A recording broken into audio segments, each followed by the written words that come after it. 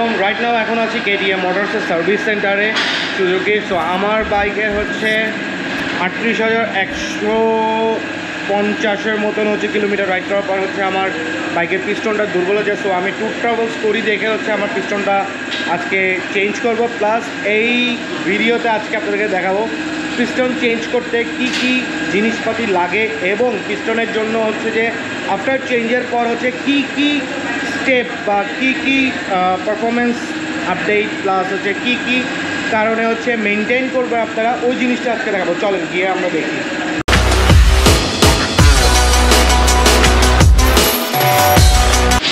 তো right now আমি আসি আমার ইঞ্জিনে আপডেট হচ্ছে। সো এই ইঞ্জিনের পিস্টনের ব্যাপারে হচ্ছে আমাদের সার্ভিস ম্যানেজার নিবির আছে। নিবির বলবে। নিবির কী অবস্থা ভাইয়া? ভালো ভাইয়া, কী অবস্থা? ভাইয়া বলো আমাদের অডিয়েন্সে, বলো যে কেমনে কী করবে।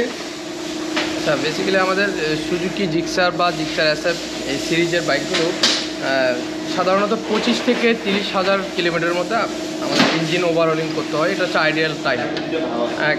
কারণ ক্ষেত্রে কারো আগে হতে পারে, পরে হতে পারে, তবে মানে অ্যাপ্রক্সিমেট আপনার 25 থেকে 30,000 মধ্যে ইঞ্জিন ওভারহোলিংটা করা দরকার একটা জিক্সার সিরিজের বাইকের জন্য। সো এখন যদি আপনি ওই সারাউন্ডিং টাইমের মধ্যে করেন তাহলে আপনার ইঞ্জিন ওভারহোলিং করতে ন্যাচারাল যে মানে সচরাচর যে জিনিসগুলো লাগে ওগুলোই শুধুমাত্র লাগবে। আর যদি এটার পরে যদি আপনি এটার থেকে ওভার ইউজ করেন বাইকটা, সেক্ষেত্রে কিন্তু আপনার যে পরিমাণ কস্টিং এবং যে পরিমাণ ড্যামেজ তার চেয়ে ডাবল আপনাকে এটার অ্যাফোর্ড করতে হবে। কেননা সাধারণত আমি এখন মাজিদ ভাইয়ের ইঞ্জিন ব্লক, পিস্টন এবং রিং, হ্যাঁ মানে আমাদের ইঞ্জিন হেডের উপরের যে জিনিসগুলো আছে ওগুলো চেঞ্জ করব।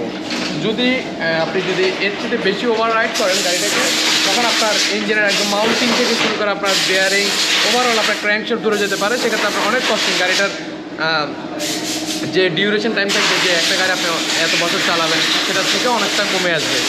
তো বাইকার আপনাদেরকে এটা বলার কারণ হচ্ছে যেটা আপনাদের ডিউরিং টাইমের মধ্যে আপনারা ইঞ্জিন ওভারহোলিংটা করবেন। এবং কখন বুঝতে পারবেন আপনার আসলে ইঞ্জিন ওভারহোলিংটা প্রয়োজন, যখন আপনি রেগুলার ইঞ্জিন অয়েল চেঞ্জ করবেন। অনেক সময় খেয়াল করবেন যে ইঞ্জিন অয়েল কমে যাচ্ছে, যখন ইঞ্জিন অয়েল ড্রেন দিবেন ইঞ্জিন অয়েলের মাত্রা কমে যাচ্ছে, তাহলে বুঝতে পারবেন আপনার ইঞ্জিন বিশেষ করে আপনার মোবিলটা বেশি কস্টিং হচ্ছে। কতবার অনেক সময় আমরা গাড়ি যখন পিক আপ করি, পিক আপ করার পরে ইঞ্জিনের মাফলার কভার থেকে আমাদের অনেক সময় সাদা ধোঁয়া বের হয়, সাদা হচ্ছে মানে নীলচে ধোঁয়া বের হয়।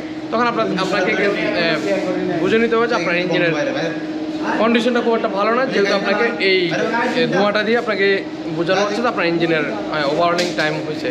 তো এই সমস্ত জিনিসগুলো এবং ইঞ্জিন সাউন্ডটা কখনো আপনার স্মুথ মনে হবে না। এই জিনিসগুলো যখন আপনি এই সিমটমগুলো যখন দেখবেন তখন বুঝতে পারবেন যে আপনার ইঞ্জিন ওভারহোলিংয়ের টাইম মানে হয়ে আসছে।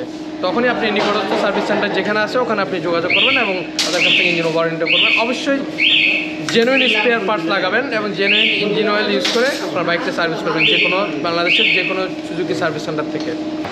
এই হচ্ছে পিস্টন ব্লক। এই ব্লক দিয়ে হচ্ছে গাড়ি আমার প্রায় অলমোস্ট 40,000 কিলোমিটার পর্যন্ত চলছে। সো আমি মামুনের কাছে জানতে চাই যে ভাই এখন বলো যে ব্লকের কি অবস্থা। আমার ব্লকের অবস্থা ইনশাল্লাহ কোনো স্পোর্ট নাই, ওয়ালটা একটু খাইছে। হাউস যেটা আছে এই হাউসটা আপনার যখন রিং চলে, এই দুইটা যখন চলার পরে কি এটা কাছে নিয়ে যায় মোবিলটা। যখন আপনার পিস্টন চলে, পিস্টনের ওয়ালে যখন মোবিল পড়ে, এই মোবিলটা কাঁচানোর জন্য এবং কি কম্প্রেসর করার জন্য রিংগুলো কাজ করে। এই রিংগুলো যখন চলতে অটোমেটিক ক্ষয় হয়ে যায়, তখন এই রিংও ক্ষয় হয়, আপনার সিলিন্ডারের ওয়ালটাও ক্ষয় হয় হাউসে। তো এতেই এটা অবস্থা দেখা যাচ্ছে মোটামুটি ওয়ালটা ক্ষয়, এখানে দেখতেছেন একটু হিরিস্টি অ্যাঙ্গেল দেখা যাচ্ছে যে একটু ক্ষয় হয়েছে। এটা কিন্তু ইউজ হয় নাই, এটা ইউজ হয়েছে। এইটার ওয়ালটা দেখেন আর এটা দেখেন একটু ক্ষয় আছে, দেখেন বিট দেখেন, এই যে দাগ হয়ে আছে, বিট আছে, যেটা ইউজ হয়েছে। এবং হাত দেন টাচ করেন দেখেন একটা উপর নিচে একটা আপডাউন হবে। এটা হচ্ছে স্মুথ আর এটা একটু খসখসা হয়ে গেছে, তার মানে এই পাশটা ক্ষয় হয়ে গেছে আর ওই পাশটা না এটা ইউজ হয় নাই, এটা ক্ষয় হয়েছে, এটা ক্ষয় হয়ে গেছে। হ্যাঁ, এবং এটা ওভারটা একটু উঁচা মানে চিকন, আর এটা একটু বেশি মোটা। আর এটা ইউজ হয়েছে যেহেতু ক্ষয় হয়েছে, এগুলো ভ্যালভটাকে খেলায়। আর এই ক্যামগুলা চললে যতদিন যদি 40 চলে, আর নর্মালি কোনো কাস্টমার যদি মোবাইল চেঞ্জ করে লেট করে বা আমরা নর্মালি মনে করেন যে হাই টপে চালায়, গাড়িটি হিট হচ্ছে বা রেস্ট দিচ্ছে না, এই অবস্থা চালালে ক্যাম নষ্ট হয়ে যায়। আর এই ক্যামের যদি বিট নষ্ট হয়ে যায়, কখন আপনার গাড়ির সাউন্ড নষ্ট হয়ে যাবে, কখন আপনার গাড়ির তেল একটা থাকবে না, অনেক সময় গাড়ি আপনার বন্ধ হয়ে যাবে রাস্তার মধ্যে, এরকম সিচুয়েশন দেখা যায়। এই জন্য আমি চেক করলাম যে ক্যামেরা আপনার কী অবস্থা, দেখছি না মোটামুটি ক্যামেরা একবারে ফ্রেশই আছে, কোনো স্পট নেই, ফ্রেশ আছে, তার মানে চেঞ্জ করা লাগবে না? কোনো চেঞ্জ করা লাগবে। ওকে, তাহলে তো গুড সিম্বল।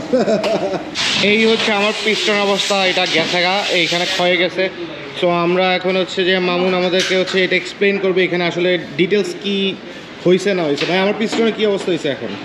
পিস্টনের অবস্থা, পিস্টন অনেক ক্ষয় হয়েছে, কারণ দেখতেছেন যে এই পাশে দেখেন, এই যে পাশ দিয়ে কিছু দেখতেছেন কালো কালো আবরণ।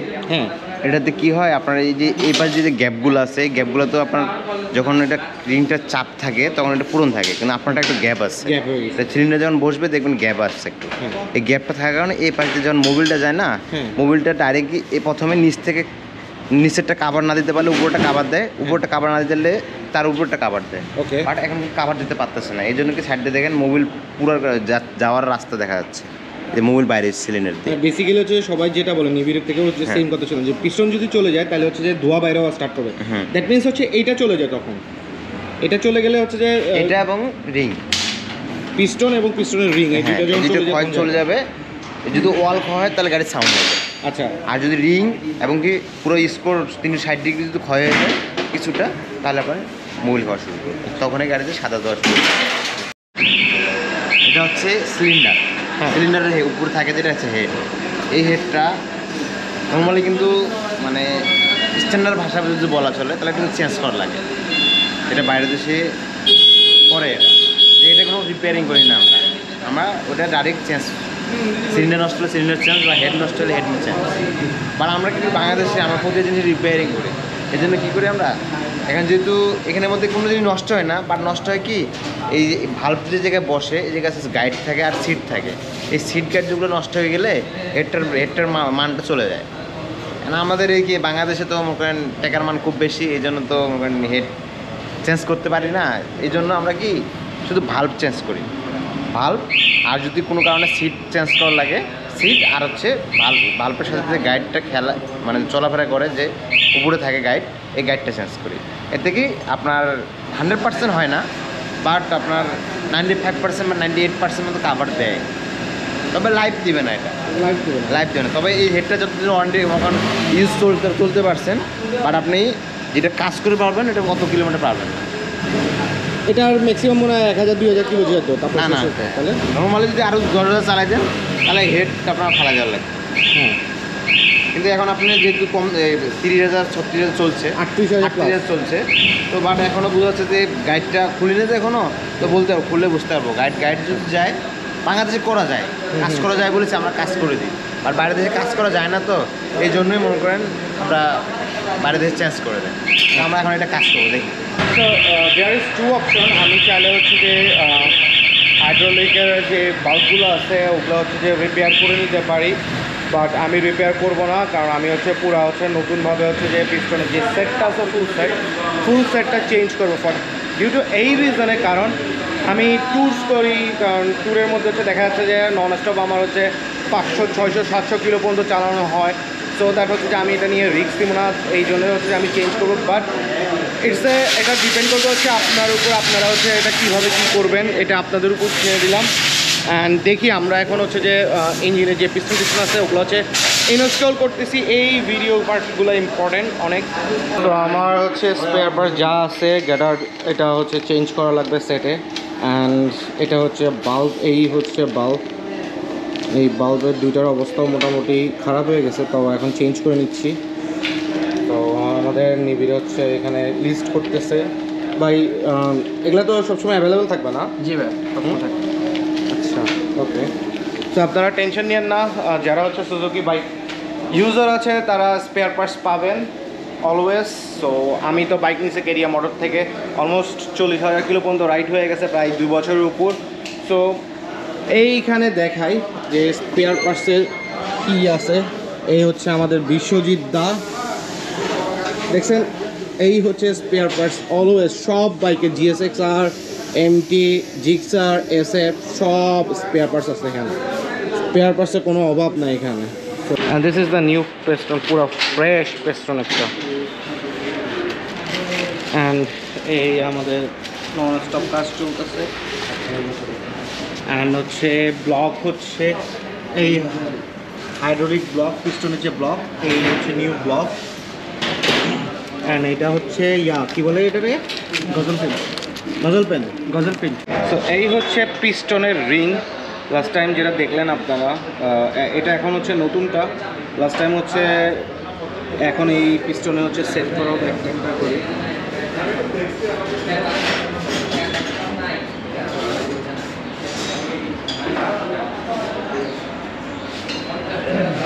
একটা, দুইটা, তিনটা, চারটা, টোটাল 5টা হচ্ছে থাকে পিস্টনের রিং। দেখি একটু দাও তো। পুরানটাতে দেখছেন এই রিংটাতে হচ্ছে যে যেই রিংটা পরা হয় এটা হচ্ছে গ্যাপ হয়ে থাকে, এটা কিন্তু ফিল আপ হয়ে গেছে। এই স্প্রিং এইটা হচ্ছে গ্যাপ হয়ে থাকে। সো মাই গুডনেস, এখন অলমোস্ট 2টা বাজে। আমি আসছিলাম হচ্ছে যে অলমোস্ট 10:30টার দিকে, মানে চলতেছে স্টিল নাও পিস্টনের হচ্ছে যে রিং সেট দেওয়া এখনও শেষ নাই। সো এই ভিডিওতে অনেক কিছু আপনারা ডিটেলস জানতে পারতেছেন। অ্যান্ড আপার হেডের হচ্ছে যে কিছু গ্যাসকেট আছে, গ্যাসকেটগুলো হচ্ছে যে এখন চেঞ্জ করবে। ইঞ্জিন খুললে হচ্ছে যে গ্যাসকেট মিনিমাম আপনার নিতেই হবে নতুন, কারণ এই গ্যাসকেটগুলো একবার ছাড়া থাকে না। এই হচ্ছে ইঞ্জিনের ময়লা, সব ডাস্ট, যেটা হচ্ছে যে ইঞ্জিনের ওখানে থেকে হচ্ছে বের করা হয়েছে, এখন ওয়াশ করতেছে, পুরোপুরি ময়লা। সো অ্যারাউন্ড 40,000 কিলোতে এই অবস্থা। গ্যাসকেট গ্যাসকেট হচ্ছে চেঞ্জ করতে হবে। প্রচুর পরিমাণে ধৈর্যর কাজ দেখে বুঝতেছেন আপনারা। আজকে আমার বাইকে লিটারেলিভাবে ওনারা হচ্ছে প্রায় অলমোস্ট 4-5 জন মিলে হচ্ছে যে বাইকটা হচ্ছে সেট আপ দিতেছে। সো রকার ইনস্টল করা হচ্ছে এটার ভিতরে। তো আমরা যদি একটু দেখি কীভাবে ইনস্টল করে রকার। এই হচ্ছে rocker installation process, almost done. Robi rocker processing করতেছে, ইফতি এখানে বসে বসে দেখতেছে রবি কী কাজ করে না করে। এখন ইফতি হচ্ছে অ্যাসিস্ট্যান্ট এখানে। আমার পিস্টনের কাজ আলহামদুলিল্লাহ শেষ, গাড়ি এখন অ্যাজ নিউ হয়ে গেছে। সো এই হচ্ছে পিস্টন নতুন চেঞ্জ করার ফলে হচ্ছে এখন সিনথেটিক থেকে মিনারেলে আসতে হয়েছে আমার, কারণ হচ্ছে পরপর 2টা ড্রেন দিতে হবে আফটার 500 কিলো পরপর। অ্যান্ড এটারে 50, 60, 70-এর মধ্যে হচ্ছে গাড়ি চালাতে হবে মিনিমাম 2000 কিলো পর্যন্ত। সো 1000 কিলো পর হচ্ছে মোটামুটি সেট হয়ে যায়, তারপরে হচ্ছে টানতে পারি। বাট এই চোখের সামনে দিয়ে যাবে গা, কিছু করার নাই। And thanks for watching this video, and hopefully আপনাদের ভালো লেগে গেছে। And I can missed my scenario, that's great.